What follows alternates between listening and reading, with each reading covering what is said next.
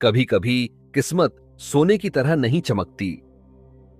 वह एक मरे हुए चूहे की तरह पड़ी होती है, जिसे उठाने की हिम्मत सिर्फ वही कर सकता है जो अवसर को पहचानना जानता हो। दुनिया हंसेगी, ठोकरें मारेगी, लेकिन वही दुनिया एक दिन आपके सामने झुकती है जब आपके फैसले अनुभव और तर्क पर टिके होते हैं। सबसे बड़ा सवाल यह नहीं है कि किस्मत आपके पास आई या नहीं, बल्कि यह है कि जब अवसर गंदगी में लिपटा आया, तब आपने उसे पहचान लिया या अनदेखा कर दिया। यह कहानी सिर्फ एक मरे हुए चूहे की नहीं है, यह कहानी है इंसानी दृष्टि की, धैर्य की और उस शक्ति की जो सोच बदलने से आती है। अगर आप जानना चाहते हैं कि कैसे सोचने का तरीका जीवन को बदलता है, तो जुड़े रहिए बुद्ध कथाएं चैनल के बुद्ध साइंटिस्ट सीरीज के साथ, क्योंकि यहां हम कहानियां नहीं सुनाते, यहां हम चेतना को वैज्ञानिक ढंग से जगाते हैं। वाराणसी, जहां गंगा की धारा कल कल बहती थी, जहां मंदिरों की घंटियां गूंजती थीं, जहां बाजारों में चहल पहल थी, लेकिन असली हलचल वहां थी जहां कुछ लोग चुपचाप सोच रहे थे। उन दिनों वाराणसी का राजा था ब्रह्मदत्त। नगर में समृद्धि थी, लेकिन असली कहानी नगर के एक छोटे से परिवार में जन्मे एक असाधारण बालक से शुरू होती है। लोग उसे प्यार से बुलाते थे चुल्ल श्रेष्ठी, छोटा सेठ, लेकिन उसके गुण, उसकी दृष्टि और उसकी बुद्धिमत्ता किसी भी बड़े सेठ से कम नहीं थी। चुल्ल श्रेष्ठी, एक दृष्टि जो सामान्य नहीं थी। चुल्ल श्रेष्ठी में कुछ था, कुछ ऐसा जिसे शब्दों में नहीं बांधा जा सकता था। वह आकाश की ओर देखकर केवल तारे नहीं देखता था, वह समय की धड़कन को पढ़ता था। उसके लिए ग्रह नक्षत्र बस प्रतीक थे। असल में वह परिस्थिति, व्यवहार और समय के संकेत को पढ़ता था। उसकी आंखें भविष्य नहीं देखती थीं, वे संभावनाओं को पहचानती थीं। एक दिन जब चुल्ल श्रेष्ठी राज दरबार जा रहे थे, तभी उन्होंने मार्ग के एक कोने में कुछ देखा। एक मरा हुआ चूहा सड़क से गुजरते लोग नाक सिकोड़ते हुए आगे बढ़ रहे थे। किसी ने देखा तक नहीं, किसी ने सोचा तक नहीं, पर चुल्ल श्रेष्ठी रुके।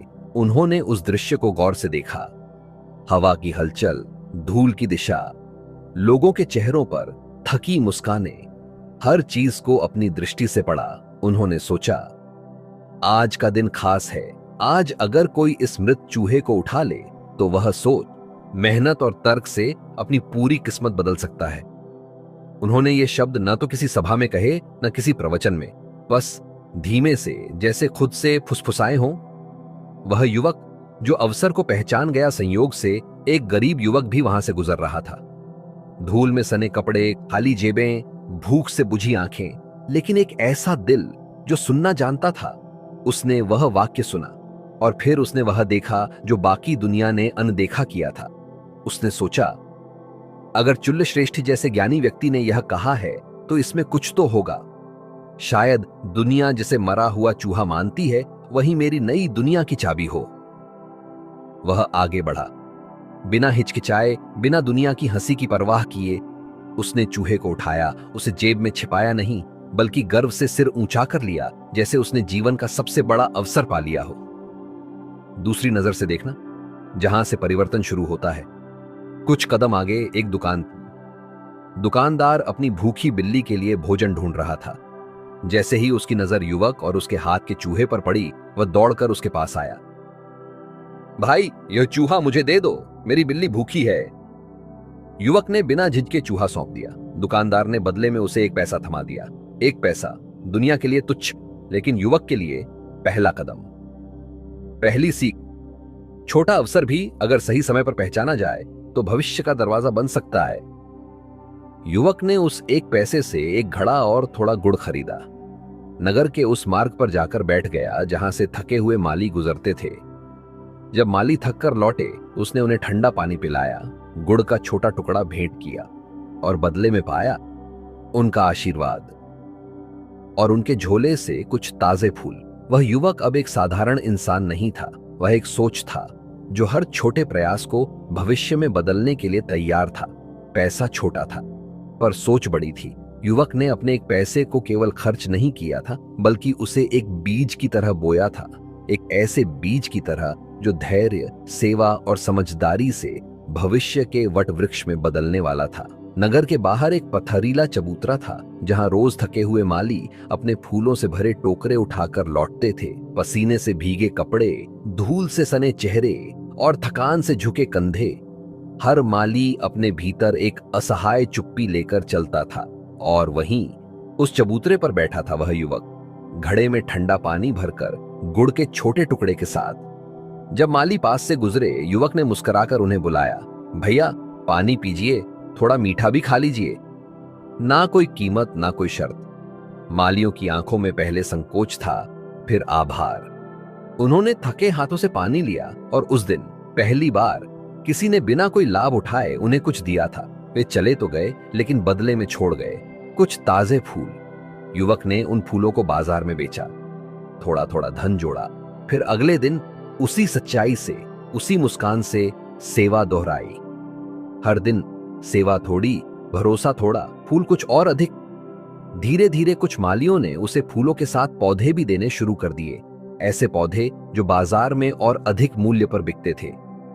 कुछ ही दिनों में वह युवक जिसने मरा हुआ चूहा उठाया था, अब अपनी मेहनत से 8 पैसे का मालिक बन चुका था।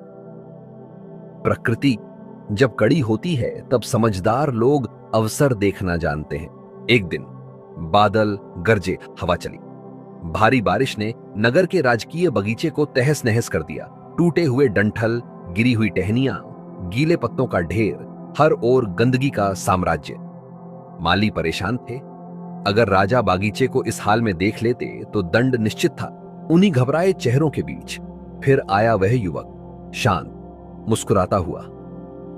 भाइयों चिंता मत करो, मैं तुम्हारी मदद करूंगा। मुझे ये सारी टूटी फूटी लकड़ियां दे दो और बदले में मैं तुम्हारा बाग साफ कर दूंगा। माली सहर्ष मान गए।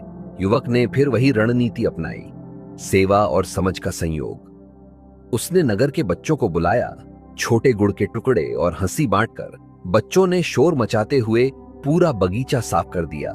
सूखी टहनियां और पत्तियां एक जगह इकट्ठी कर दी। जहां दूसरों को गंदगी दिख रही थी, वहां युवक को दिख रही थी ऊर्जा। उसी समय नगर का एक कुम्हार ईंधन की तलाश में निकला था। जैसे ही उसकी नजर लकड़ियों के ढेर पर पड़ी, उसने युवक से कहा, भैया ये सब मुझे दे दो, मेरे आवे भट्टी को जलाने के लिए ईंधन चाहिए।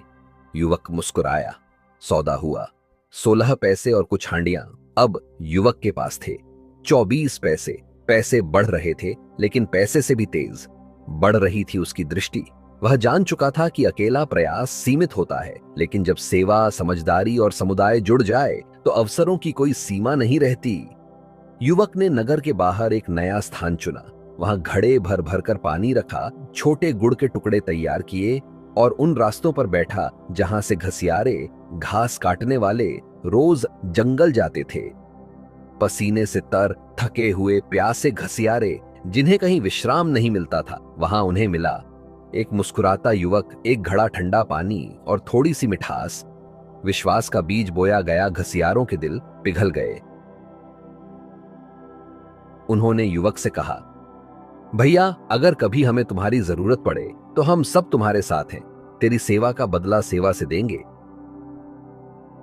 यह कोई लिखा हुआ समझौता नहीं था, यह एक अनकही, अनलिखी मगर अडिग डील थी जो विश्वास पर टिकी थी। और तभी एक दिन स्थल मार्ग से व्यापार करने वाले एक मित्र ने युवक को खबर दी, कल नगर में एक बड़ा घोड़ा व्यापारी आने वाला है, 500 घोड़ों के साथ। युवक मुस्कुराया, उसने अवसर सूंघ लिया था।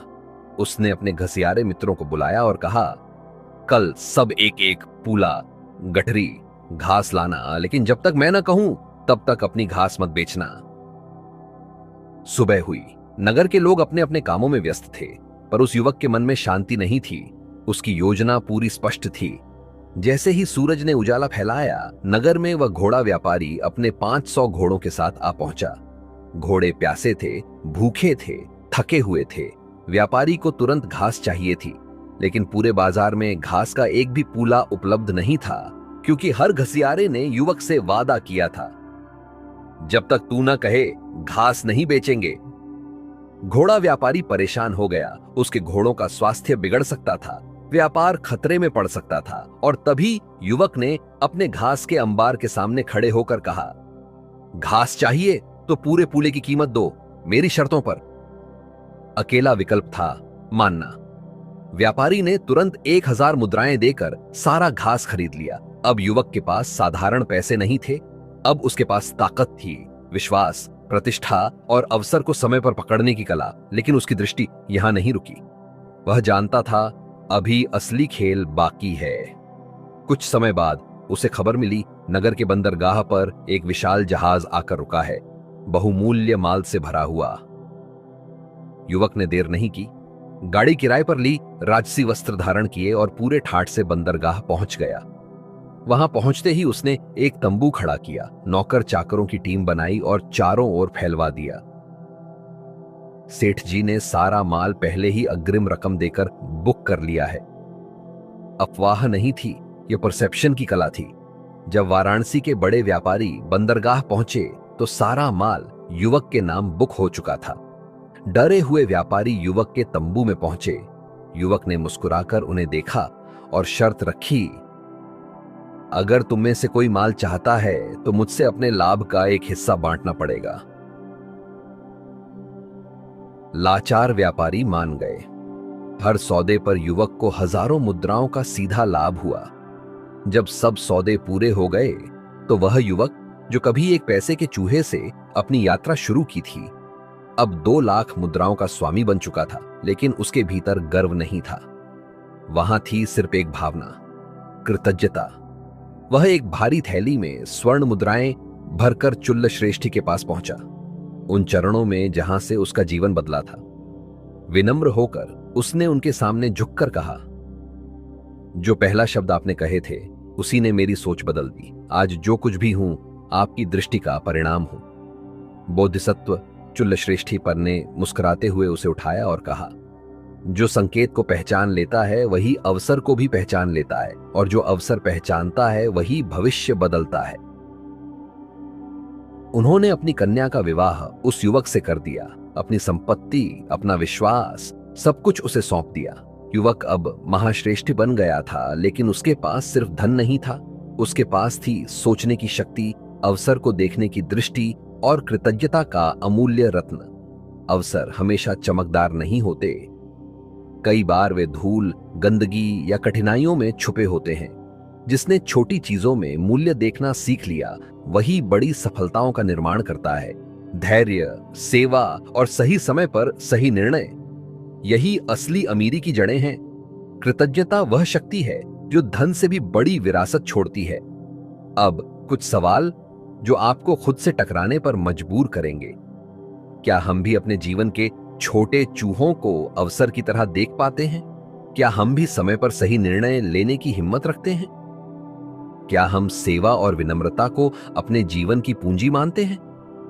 या फिर हम अवसर को केवल तब पहचानते हैं जब वह चमकता है? अगर इस कहानी ने आपके भीतर सोचने की एक नई चिंगारी जलाई हो, अगर आपने भी कभी गंदगी में छुपा अवसर पहचाना हो, तो इस वीडियो को लाइक करें, कमेंट में अपने अनुभव साझा करें और इस कहानी को शेयर करें ताकि और लोग भी जान सकें। किसी का भविष्य चमकता नहीं है, उसे सोच से गढ़ा जाता है। सब्सक्राइब कीजिए बुधा कथायन को, जहां हम कहानियां नहीं सुनाते, हम सोचने की शक्ति जगाते। ग्रेटर देन जो तुच्छ में महानता देख ले वही जीवन के असली खजाने तक पहुंचता है, क्योंकि सोचने की आजादी से बड़ी कोई दौलत नहीं होती। तार्किक बनो, सजग रहो और विश्वास रखो, क्योंकि असली परिवर्तन वहीं शुरू होता है जहां सोचने की हिम्मत होती है। अपना ख्याल रखो, मिलते हैं अगले एपिसोड में। धन्यवाद।